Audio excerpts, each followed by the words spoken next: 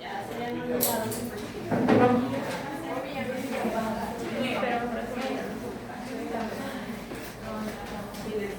ya, listo, guarden. Guarden. Ay. Ya.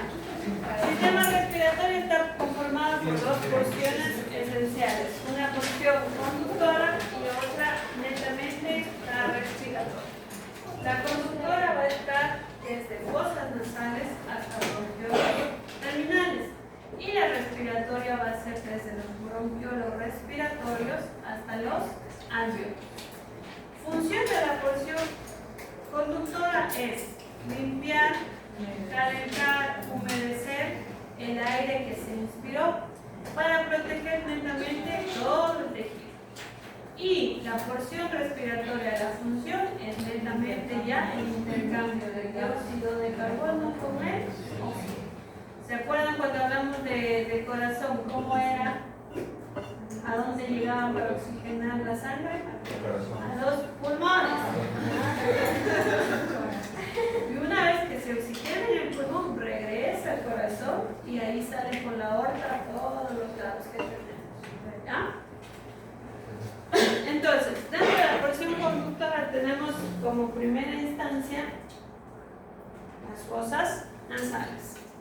Vamos a tener tres porciones: el vestíbulo, la región respiratoria y la región olfatoria. El vestíbulo como tal es la parte inicial donde ven fosas nasales, donde vamos a tener los pelitos que se llaman vibrisas. ¿Para qué sirven estas vibrisas? Netamente van a ser para impedir el paso de partículas grandes como tal. Incluso el polen puede alojarse en estas vibrisas y por eso les da el estornudo. ¿Ya? Este vestíbulo va a estar constituido ¿por qué? Por un epitelio plano estratificado, no queratinizado, que va a tener su porción basal o su submucosa con glándulas sebáceas y sudoríferas. ¿Ya? Y lo característico pues son los pelitos, las vibrisas. Después tenemos una región respiratoria que va a estar constituida ¿por qué?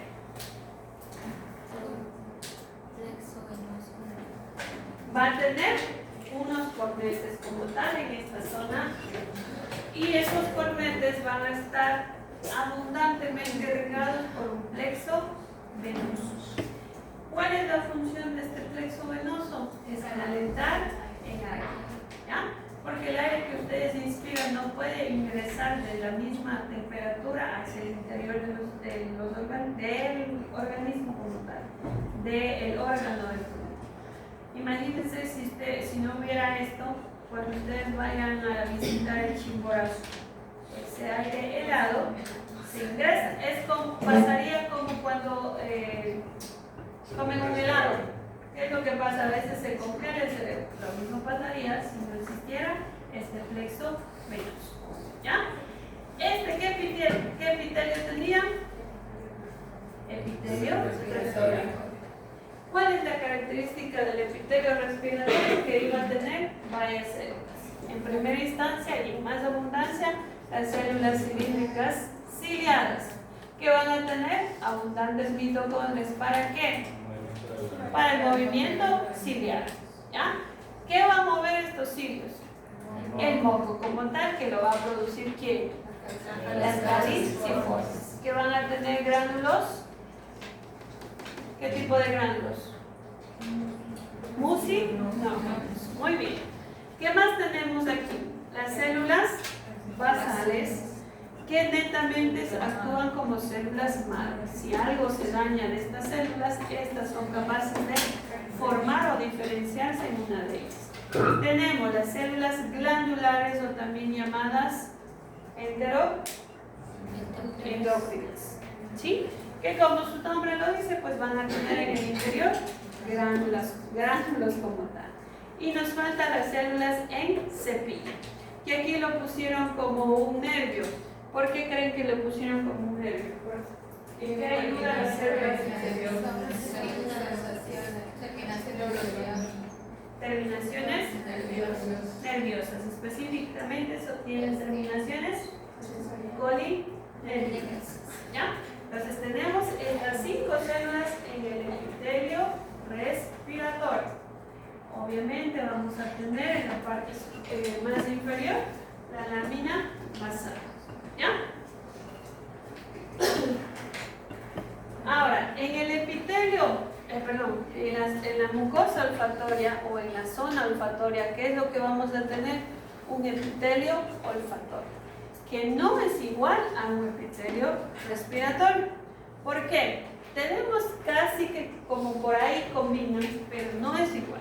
Porque netamente tenemos estas que se llaman células sustentaculares o de sostén, que sí, también tienen cilios.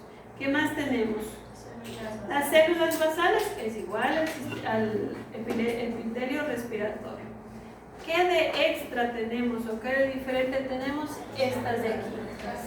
Las células olfatorias, que netamente son neuronas bipolares.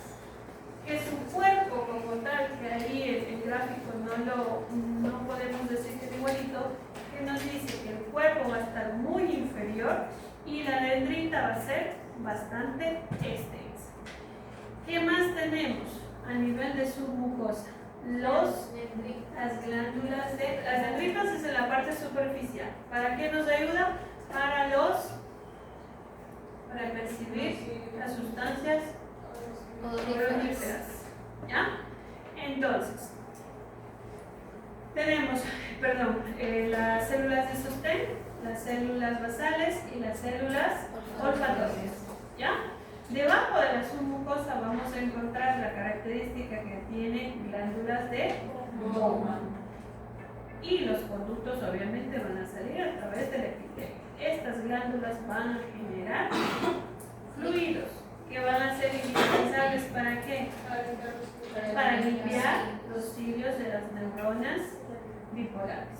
¿Ya? ¿Para qué? Para captar nuevamente estímulos de olfacción, odoríferos. ¿Sí? Hasta ahí comprendido. Luego de esta porción, que recién a este nivel de acá superior, vamos a tener la continuidad o vamos a tener a los lados los senos paranasales. ¿Qué son senos paranasales? Cavidades neumáticas. ¿Por qué son neumáticas? Porque si asimilan o se asemejan a un neumático. ¿Qué tiene el neumático internamente? Aire. Lo mismo pasa en los senos paranasales. Internamente tiene aire. Es una cavidad hueca. ¿Ya? ¿Por qué es cavidad hueca? Porque eso nos da un alivio a nuestro cráneo. Imagínense que todo fuera hueso. El cráneo estuviera pesadísimo. ¿Ya? Tenemos senos paranasales frontales en el maxilar, esmoidal y esfenoidal. Todos esos van a estar conectados por pequeños poritos, por pequeñas superficies que se llaman ósteo. Ay, ya me quedé. Cada una de estas cavidades va a estar cubierta por un epitelio respiratorio. ¿Ya? Si ustedes lo ven, van a estar adosadas, pegadas al hueso, a la superficie ósea. Por ende, ¿qué es lo que van a tener de extra parte de mucosa y submucosa? ¿Qué tenía la mucosa bucal? Para que se pegue al hueso. Periósteo. ¿Ya? Entonces, todo va a estar pegado gracias al periósteo. ¿Ya? Esta como tal, ¿qué de extra va a tener? Vamos a tener glándulas seromucosas. Es la misma función. Va a producir moco que va a ayudarnos a que no se quede ningún cuerpo extraño, o cuando tengamos la congestión nasal va a producir moco, y gracias a los cilios ese moco va a ser enviado a través de los pequeños orificios que comunican con las fosas nasales. ¿Ya? Después tenemos dos superficies, dos zonas contiguas, la nasofaringe y la orofaringe. nasofaringe va a tener epitelio respiratorio con partículas o con zonas de tejido linfoide. ¿Se acuerdan cuando hablamos de amígdalas? ¿Qué amígdala estaba aquí? La amígdala faríngea. ¿Ya? Luego, descendemos y nos ubicamos en la porción de la orofaringe. Aquí en orofaringe, ¿qué creen que es el...? Sin leer, bueno, ni leen ahí.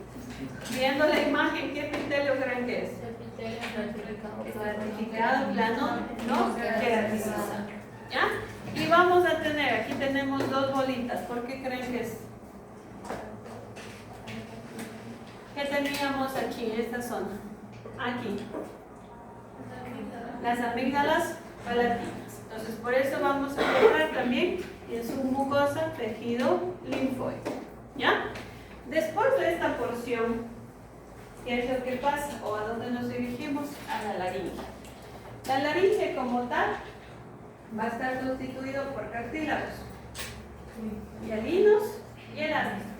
Los hialinos específicamente son tiroides, cricoides y arterioides. Y el elástico viene a ser la epiglotis. ¿Ya? La epiglotis va a ser como una prolongación, pero más o menos este es el tubo y la epiglotis va a ser algo flotante. ¿Para qué? Para que el alimento se dirija hacia las cuerdas vocales. ¿Sí? Cuando consumimos alimento, justo la epiglotis tapa la porción de las cuerdas vocales y el alimento sigue por el tubo digestivo. ¿Sí? En esta porción vamos a encontrar dos superficies, unos pliegues vestibulares, que son llamados cuerdas falsas, que van a estar revestidos por un epitelio respiratorio, van a tener glándulas seromucosas y estas no van a participar en la fonación. Y otra superficie que ya son las cuerdas vocales verdaderas, que estas van a participar en la fonación, en la cantada, cuando cantan, y este va a estar constituido por un epitelio plano estratificado, no queratinizado, porque esta zona va a estar sometida netamente a fricción. Por eso hay ese cambio de epitelio. ¿Ya? También vamos a tener en el interior un músculo, el músculo estriado extrínseco, y un ligamento, el ligamento vocal elástico. Luego de la laringe, ¿qué tenemos? ¿Qué sigue? La tráquea. ¿Ya? Miren, aquí está la laringe, la tráquea. Si ustedes ven, la tráquea va a estar constituido, lo característico de esto es que va a estar constituido por cartílagos en forma de C. ¿Ya? Todo esto es cartílago. Es decir, que en la parte posterior va a estar hueca. Ese hueco como tal lo va a tapar el músculo traqueal. ¿Ya? Tiene músculo, pero la mayor proporción de músculo va a ser en la parte posterior. Desde la parte interna, porque acuérdense que la tráquea es un tubo como tal que va a dirigir el aire desde la laringe ¿hacia dónde? Hacia los bronquios como tal. Vamos a tener ¿qué epitelio? Un epitelio respiratorio. Células caliciformes, esto es mucosa como tal. Y la submucosa, ¿qué es lo que vamos a encontrar? Igual, glándulas tubuloacinales, que van a vertir su contenido normalmente hacia el exterior. Va a estar constituido también por los cartílagos en forma de C, y toda esta tráquea va a estar revestida por una capa adventicia, ¿ya? Porque ya la tráquea está a nivel inferior, ya tenemos órganos al lado, sí o sí va a tener una capa adventicia. Función de esta, como les dije, pasar el aire como tal de la laringe hacia los bronquios. Cuando produce esto de la tos, es gracias a los cartílagos, la tráquea no se cierra completamente, solo produce una contracción como tal y todo lo que se acumula de moco puede ser expulsado hacia la parte superior. A veces sale por la nariz, a veces sale por la boca literalmente. ¿Por qué? Porque tenemos una conexión con la orofaringe. ¿Ya? Después de la tráquea tenemos ya el árbol bronquial. Todas esas cositas. Que era un dolor de cabeza a mí para mi familia. Entonces, tenemos, después de la tráquea tenemos una división. Lado derecho, lado izquierdo, que se denominan los bronquios primarios o principales. Característica, todavía tenemos un epitelio respiratorio. Los cartílagos están presentes, pero ya no en forma de C, sino en forma de plaquitas. ¿Ya? Obviamente alrededor de todo el tubo, pero en forma de placas. ¿Ya? Es como que si los cartílagos en C hubiesen sido cortados. Tenemos la presencia de glándulas y después de este bronquio primario o principal van a salir otros bronquios llamados bronquios lobulares. ¿Cuántos eran hacia la izquierda? Dos. Y hacia la derecha, tres. ¿Ya? Estos bronquiolos, los bronquios lobulares o bronquios secundarios van a seguir teniendo placas mucho más pequeñas de cartílago, pero van a seguir teniendo glándulas, pero ya en menor proporción. El epitelio sigue siendo un epitelio respiratorio. Después de estos bronquios secundarios o bronquios lobulares, tenemos a los bronquios terciarios o segmentarios. ¿Ya? Que estos literalmente van a salir de cada una de los bronquios lobulares aproximadamente unos 10 en cada pulmón. ¿Ya? Por eso dice que es como un árbol. Acuérdense que un árbol tiene ramas principales, luego se van haciendo pequeñitos. En esta zona de aquí, el diámetro, la parte interna del túbulo ya se hace mucho más pequeño. Literalmente mide de 2 a 5 nanómetros. Aquí ya no va a haber cartílago, no va a haber glándulas, solo vamos a tener la presencia de músculo liso y un epitelio respiratorio todavía. ¿Ya? Entonces aquí ya no tenemos cartílago y tampoco tenemos glándulas. Luego de los bronquiolos segmentarios o terciarios tenemos a los bronquiolos. ¿Cuáles son las características de este bronquiolo? El diámetro ya es mucho más pequeñito. Miden más o menos 1 milímetro.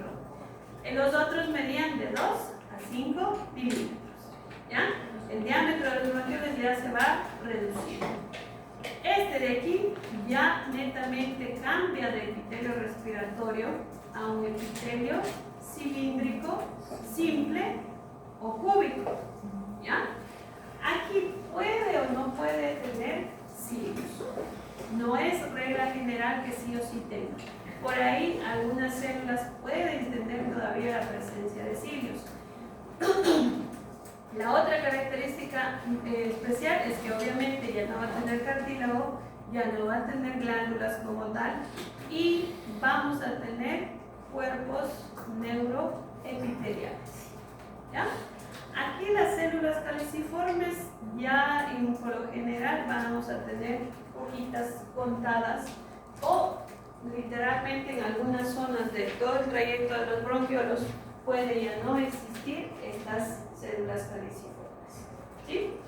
Después de los bronquiolos a secas vienen los bronquiolos terminales. ¿Ya? Más pequeñitos todavía. Estos bronquiolos terminales van a estar constituidos ¿por qué epitelio? Un epitelio cúbico, sí, que igual puede que esté la presencia de cilios o no. ¿Ya? Pero sí o sí ya tenemos la presencia de una célula extra, que son las células claras, de Clara. Claramente, acuérdense. ¿Para qué nos ayuda estas células de Clara? Principalmente, la característica de estas es que en la parte apical vamos a tener la presencia de gránulos. ¿Ya? Esta célula clara va a tener una forma. ¿Qué forma le ven ustedes?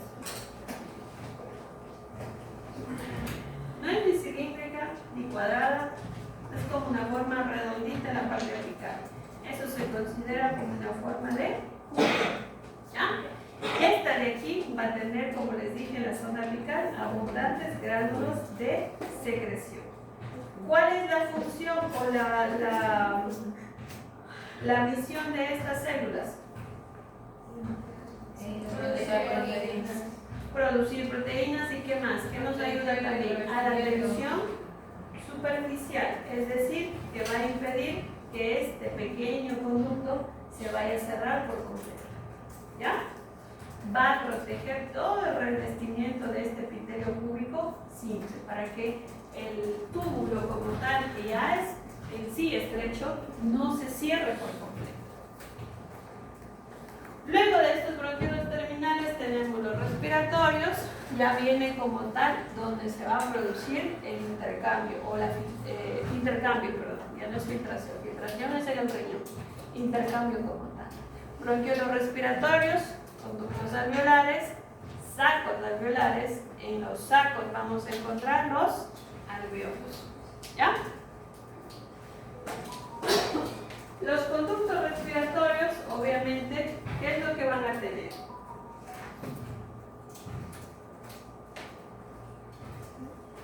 ¿Qué creen que tenga? ¿Un epitelio respiratorio?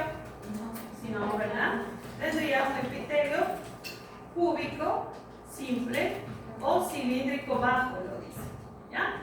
Luego tenemos los conductos alveolares, que esto es netamente ya la comunicación entre el bronquiolo respiratorio con el saco alveolar. Este saco alveolar va a tener la acumulación de ¿qué? De varios alveolos. Van a estar internamente varios alveolos en cada uno de estos sacos. En esos alveolos, ¿qué es lo que vamos a encontrar? Tres células muy específicas. El neumocito tipo 1, el neumocito tipo 2 y los macrófagos alveolares. El tipo 1, ¿dónde se va a encontrar? Es el que, como tal, conforma la capa del alveolo.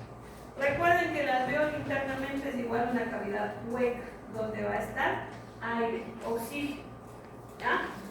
Esas cavidades van a estar alrededor cubriéndolo todo esta célula, el neumocito tipo 1. Características, si ustedes la ven, es una célula aplanada con un núcleo prominente, con un núcleo como que si estuviera una lombriz embarazada.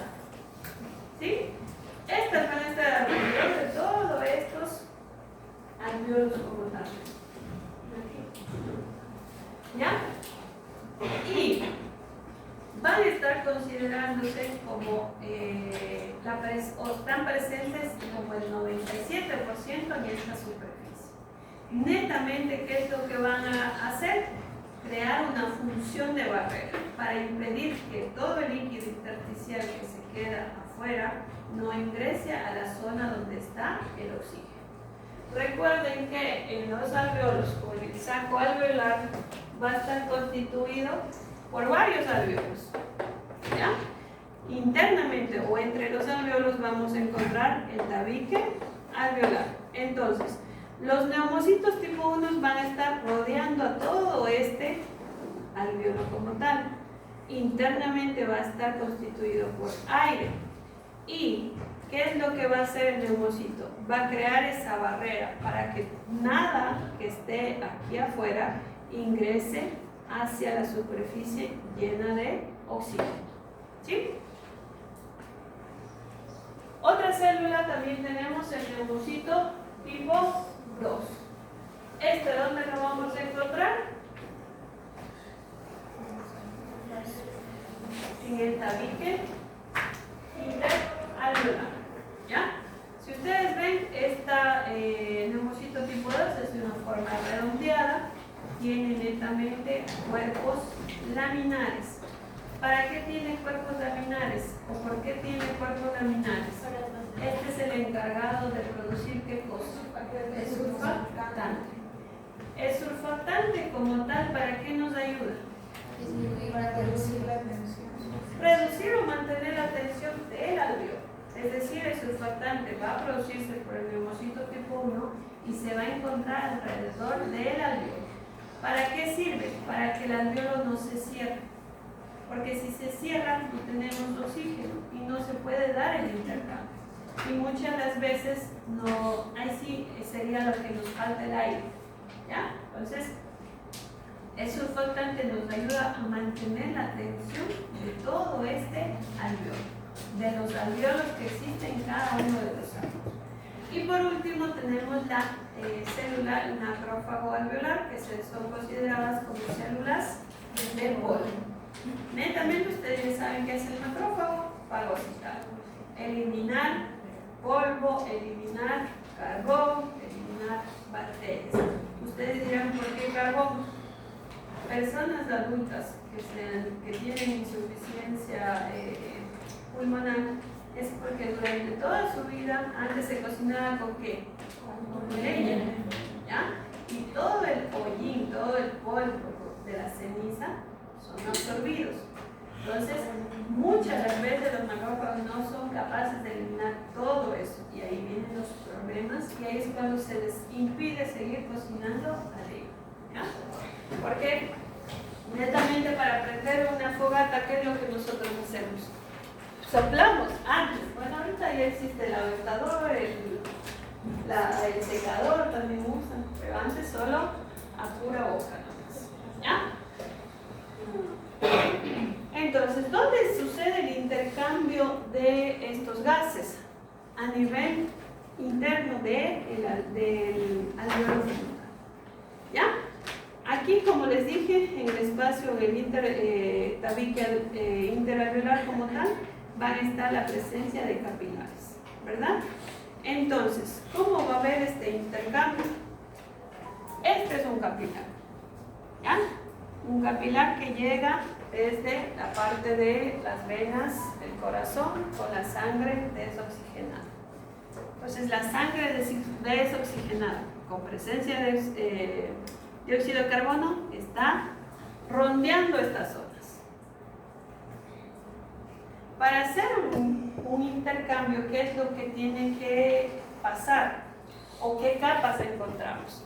Desde la parte interna, esta es la parte hueca del alveolo, tenemos el surfactante, tenemos, ¿qué más? El neumocito tipo 1, la membrana del neumocito tipo 1, la membrana del capilar, específicamente la membrana de las células endoteliales, ¿ya? Y el citoplasma o la célula endotelial como tal, ¿ya? Entonces, aquí ya es una función química que netamente ya deben ver en química o ya vieron. No se acuerdan. Lo característico es que el capilar que está adosado o que está dentro del tabique va a tener la función de intercambiar. ¿Cómo va a intercambiar? Netamente el eritrocito, la célula sanguínea roja, los glóbulos rojos, van a tener una enzima que es la anhidrasa carbónica que va a liberar el CO2 hacia la superficie interna de los alveolos y el alveolo como tal va a brindarles el oxígeno. Una vez que se haga este intercambio, toda la sangre oxigenada vuelve nuevamente ¿hacia dónde? Hacia el corazón, por las venas, por las arterias pulmonares. ¿Ya? ¿Comprendido? Más o menos. Ese es el surfactante como tal que ya hemos hablado. Y para finalizar, como todo órgano, este va a estar rodeado ¿por qué? ¿Por qué está rodeado el pleura? Por la pleura, que está constituido por un mesotelio y un tejido fibroelástico. ¿Para qué creen que haya un tejido fibroelástico? Para el poder de expansión. Acuérdense que los pulmones es como el corazón, se expanden y se contraen, se expanden y se contraen. Entonces, la protección que tiene la pleura hace posible esta expansión. Si fuera solo un tejido fibroso, el pulmón no podría realizar esta expansión. ¿Ya? Dentro de la circulación, pues vamos a tener las arterias y venas pulmonares y las arterias y venas bronquiales. ¿Sí? ¿Preguntas?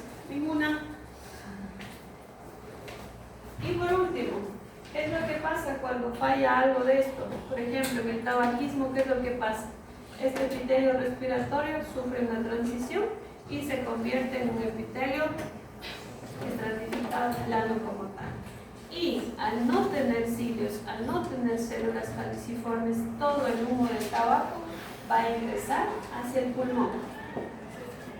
Y suceden las enfermedades pulmonares, las insuficiencias, las fibrosis pulmonares. ¿Qué otro puede fallar? Netamente es la barrera. Cuando no tenemos el aire de él o no tenemos el alveolo limpio, cuando puede ingresar toda sustancia, todo capilar y no hay una presión hidrostática equilibrada. Entonces, aquí, ¿qué es lo que va a pasar? Vamos a tener una insuficiencia cardíaca, es decir, que no le va a llegar adecuadamente sangre oxigenada al corazón. Y otra patología es los defectos de surfactante, especialmente en niños prematuros. ¿Por qué? Porque aquí los neumocitos tipo 2 están inmaduros. Al estar inmaduros, ¿qué es lo que van a crear? Un surfactante incompleto, un surfactante inmaduro. Y eso va a ocasionar que el alveolo no se mantenga abierto, sino va a tener la capacidad, no va a tener la capacidad de mantenerse abierto y va a cerrarse. Y ahí es cuando sucede la dificultad respiratoria. Incluso los recién nacidos pueden morir por eso. ¿Sí? ¿Preguntas? ¿Ninguna? ¿Van a dar la recuperación o no? Porque ya les di. Ninguna.